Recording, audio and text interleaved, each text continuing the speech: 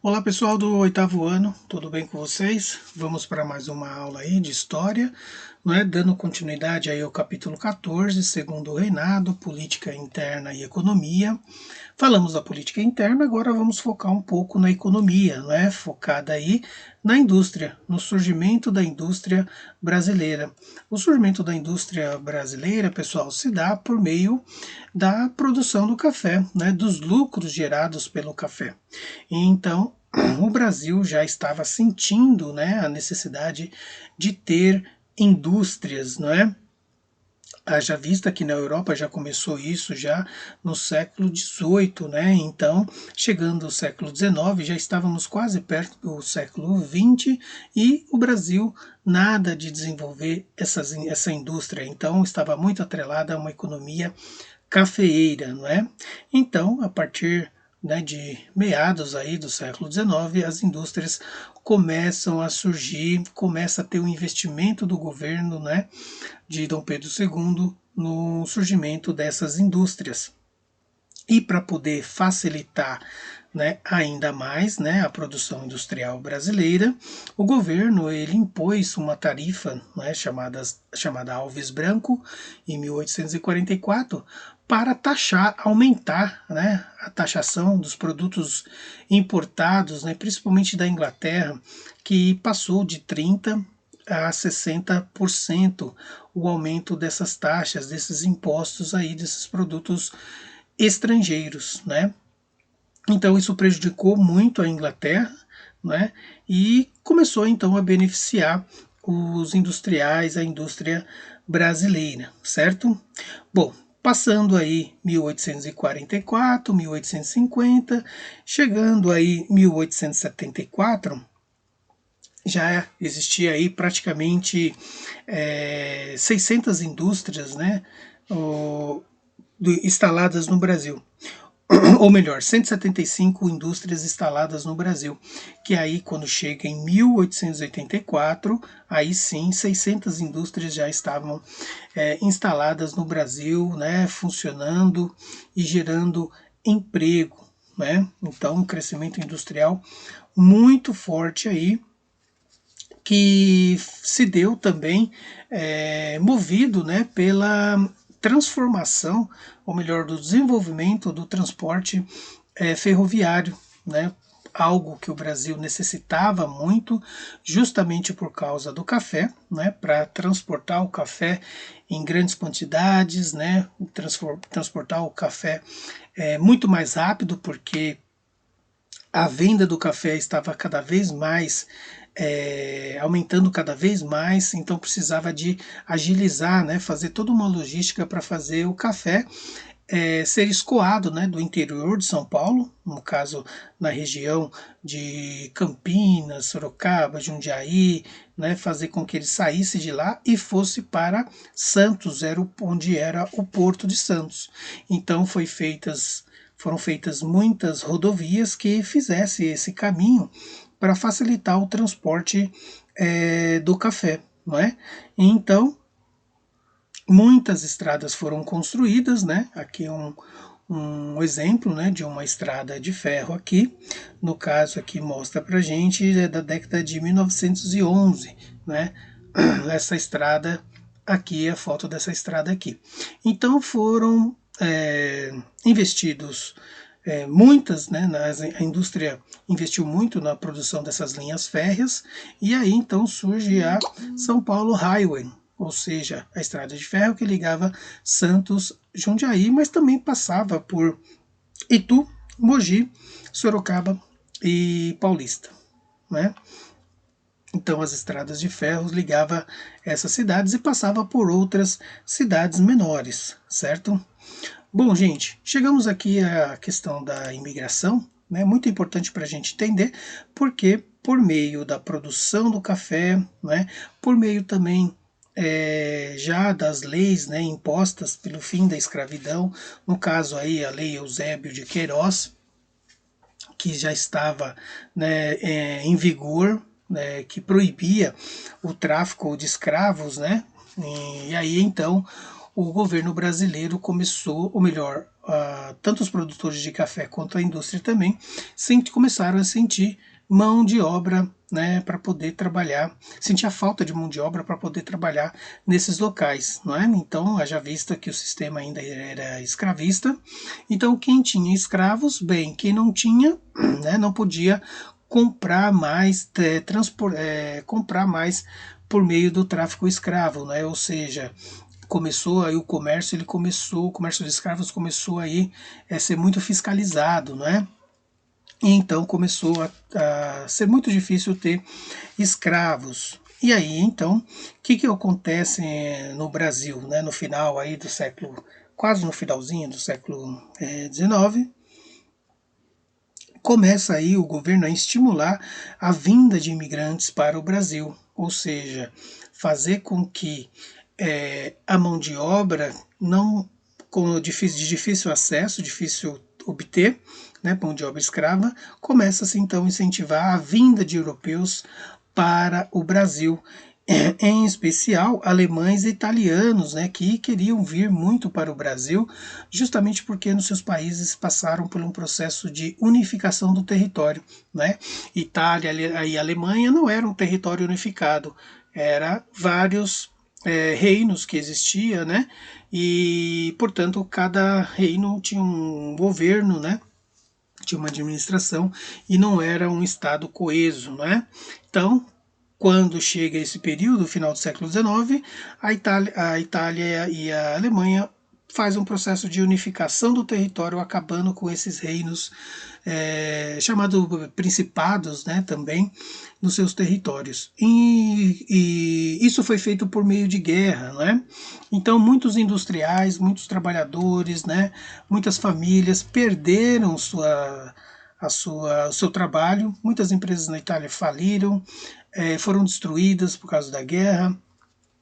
E então essa população europeia, no caso alemã e italiana, viram uma oportunidade de vir para o Brasil para fazer a sua vida, né, para melhorar as condições de vida e fugir, consequentemente, da guerra, né? Então eles vieram, em especial os alemães foram mais para o sul do Brasil e os italianos ficaram mais na região ali sudeste, né, São Paulo, Minas, ali, Paraná, né, mais a grande concentração foi ali, foi aqui na cidade de São Paulo, não é? Bom, chega ao século XIX, 1808, começa a vir outros estrangeiros, né, que a política não só privilegiava portugueses, ou melhor, não só privilegiava alemães e italianos, mas sim também qualquer estrangeiro e qualquer nacionalidade poderia vir. Tanto é que veio espanhóis, portugueses e japoneses também. No caso aí dos espanhóis, muitos ficaram, né, também na região de São Paulo, Rio de Janeiro, né? Os portugueses ficaram muito na região do Rio de Janeiro, e os japoneses também vieram, no caso aí, muito mais para São Paulo, para o Paraná também, né? E no caso se destinaram, principalmente os japoneses, para as lavouras de café, enquanto outros de outras nacionalidades mais europeias se ficaram mais na cidade.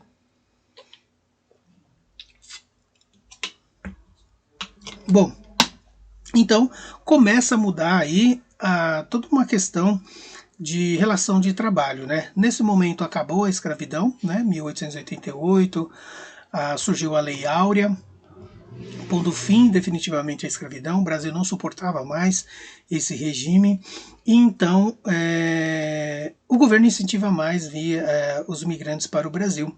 E aí, isso acontecendo, a mão de obra, né, toda a relação de trabalho começa a mudar, ou seja, vai surgir uma mão de obra salariada agora, não mais uma mão de obra escrava. E, no caso, os industriais, os cafeicultores, preferiam a mão de obra europeia, né? Principalmente no caso aí dos industriais, porque os europeus já vinham com uma certa experiência, né, devido a trabalharem na indústria na Europa. Eles vieram com muitos saberes, né, muitas técnicas, muita prática, não é? Muito conhecimento do trabalho industrial. Então, tinha mais chance de se adaptar às indústrias no Brasil. E, no caso aí, os japoneses, né, vinham com experiência de trabalhar na lavoura, né, trabalhar no cultivo, na produção de alimentos. Então, preferiram muitos ir para o interior de São Paulo, né, na plantação de café e de muitos outros produtos também, certo? Bom, então, sendo assim, começa a vir, né, no caso aí, muitos japoneses, né, que vão para o interior de São Paulo, região oeste, como eu falei também Paraná, né, e começa essa população toda a introduzir uma nova cultura no Brasil. Né? Ou seja, eles começam a vir trazer novos costumes, né? Costumes estrangeiros, europeus para o Brasil e até, no caso, asiáticos também. Né? Então, a gente pode perceber isso na nossa cultura, né? O hábito, né, de paulista comer pizza, né? Isso é uma coisa que vem de italiano, o modo de falar, né, um pouco aí puxado para o italiano. No caso, os portugueses no Rio de Janeiro, desde a chegada, né, de Dom João VI e a corte no Rio de Janeiro, o modo de falar, o sotaque que eles têm, que puxa o R, puxa o S, né? Então isso é muito carregado no português. Os alemães, os traços físicos, né? Existem muitas pessoas, né, de tonalidade de pele clara, olhos claros, cabelos claros na região sul, né? Então começa aí a miscigenar a população e também a cultura vem inserida dentro desse contexto, né? Então os costumes, a língua e a culinária vêm, né, para o Brasil também. Não é? Então, não é à toa que também temos restaurantes de comida japonesa, não é? A culinária japonesa entra no Brasil também, e, e por aí vai. Né? Entrou uma nova cultura que se mesclou, né, ao Brasil, por isso que o Brasil é multicultural também, não é? Bom, chega metade do século XIX, início do século XX, né? O governo ele incentiva tanto, né, a vinda de imigrantes para o Brasil que ele vai então construir até hospedaria, né? Uma hospedaria imensa, enorme, que fica lá na região do Belém, ali no Bresser, Mito Bresser ali e próximo ao Belém também.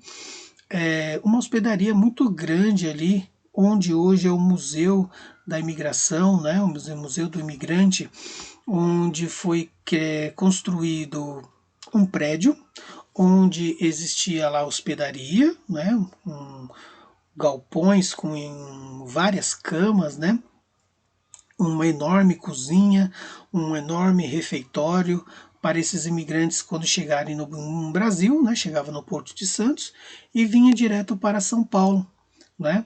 Quando vocês puderem, vocês vão, porque a pandemia agora não deixa a gente fazer nada, né? Mas quando for liberado, dê um pulinho lá, conheça o Museu do Imigrante, que vocês vão ficar muito encantados, né? Tem documentos da época, né? Tem cartas, né, que eles enviavam, recebiam dos seus parentes no estrangeiro, então é muito legal conhecer.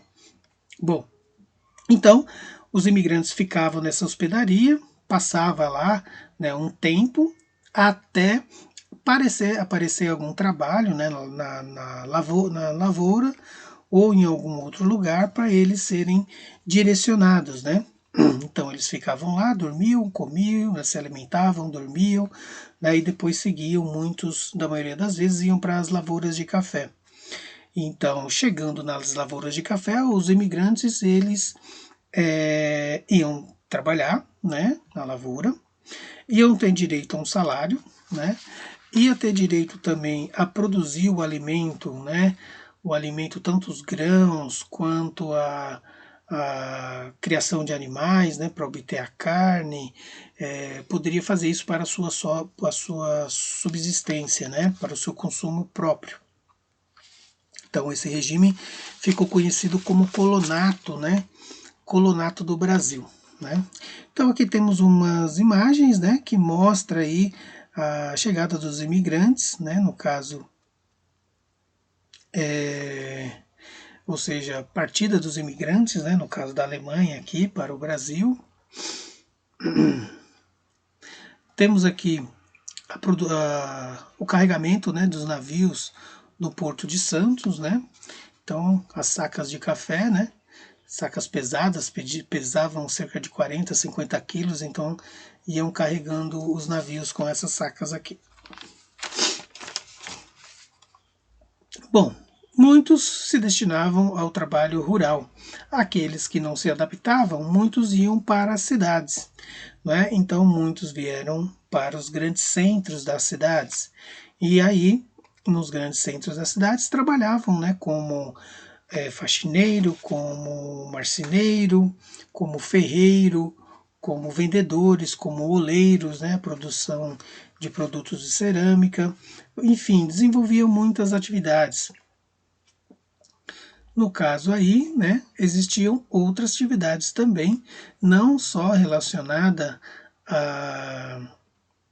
ao trabalho industrial, né, e muitas delas, a maior variedade era no campo, né? Então tinha aí, apesar de a produção estar baixa, né, como a produção do açúcar, a extração mineral, né, ainda estava muito baixa, né, nesse período, né, no início do século XX, metade do século XX, mas ainda existia, né, muitos trabalhadores que desenvolviam essa forma de trabalho. No sul tinha a produção de carne de charque, né, Rio Grande do Sul e Santa Catarina, mineração na região sudeste e nordeste, a produção do açúcar, né, da cana-de-açúcar, enfim. Temos aí na região norte o extrativismo, né, como o guaraná, como o urucum, né, esse frutinho aqui que vocês estão vendo, né, avermelhado, que faz o coloral com ele, né, a mãe de vocês eu acredito que usa para temperar a comida, não é, com coloral.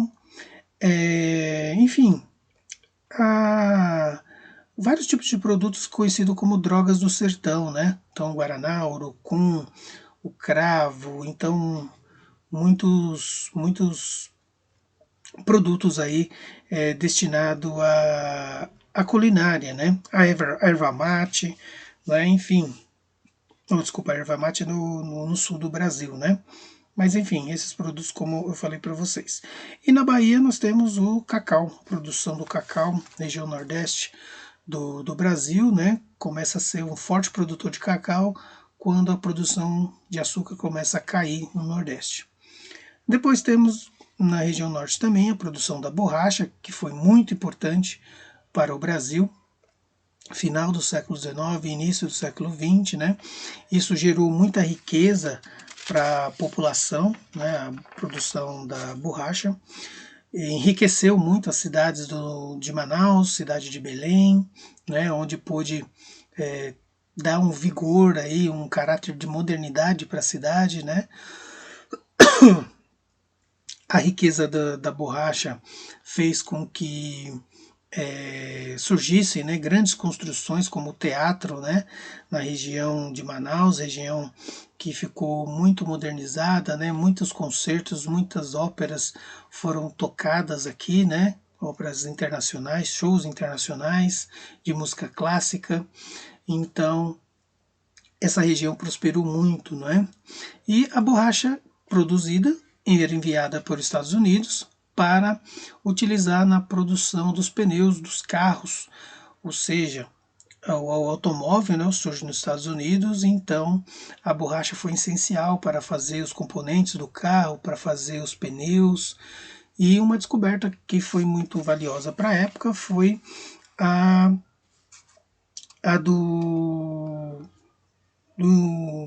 digamos, o inventor, né, que construiu aí uma máquina para poder fazer o pneu, né? Então, no caso aí, um descobrimento aí muito rico, né, para a época, que facilitou muito aí, né, a produção de pneus, né? Então, que gerou, né, muito emprego, gerou aí muito trabalho, né, para o povo americano e, consequentemente, para o povo brasileiro também, né? Então, no caso aí, temos aí toda uma riqueza, né, vinda da borracha, que beneficiou tanto o Brasil quanto os Estados Unidos, né, e a indústria automobilística aí dentro desse contexto, né.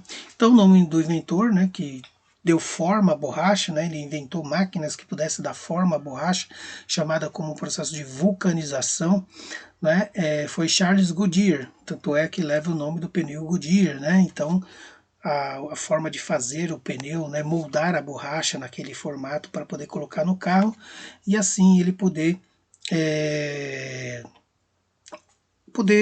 seguir o seu percurso, né, poder andar. Bom, gente, chegando em 1910, a produção do cacau ela cai, né, justamente porque começa a haver uma concorrência, mais de 80 mil sementes de seringueira, né, que é a árvore que retira o leite, né, dela, e depois desse leite faz a borracha, né, um líquido muito viscoso, muito elástico, né, então daí fez um processo de todo de aquecimento desse látex que chama, né, e aí se obtém aquelas bolas de borracha que depois era exportada. Bom, então em 1910 começa a ter a concorrência dos países da Ásia, como Malásia, o Ceilão, que começa também a cultivar a seringueira para obter o lácteos e aí produzir a borracha, né? Então, com essa concorrência, os produtos a borracha estrangeira era mais cara, por isso que os europeus, os americanos começaram a substituir a borracha brasileira para a borracha asiática, né? Os custos eram muito mais baratos do que no Brasil. Então, esse ciclo ele cai, né? O ciclo da borracha cai na região norte do país, né? E o que vai prevalecer depois são outras atividades aí, né? Aqui está o cacau, né? Originário da Amazônia, também, né? Na região de Manaus, só que se deu muito bem para o plantio, para se desenvolver a produção do cacau e vender também na região Nordeste, no caso aí na Bahia, né? Bahia foi muito produtora de cacau e até hoje é produtora de cacau, né? Muito forte aí, né? Que substituiu o trabalho, a renda, né? Provinda do açúcar e nesse período aí, início do século XX, o cacau se torna a nova fonte de renda da região, né? Bom, gente, então é isso, ficamos por aqui. Façam as suas anotações, né? No caderno, anote as dúvidas, né, questões que caso tenha aí, para a gente depois discutir no chat, né? E aí tirar essas dúvidas, ok? Então é isso. Tudo de bom, né? Não esqueça de fazer atividade lá no Vindimo, né? Logo colocarei lá para vocês, né, as questões. E é isso. Então, tudo de bom. Até mais. Tchau, tchau.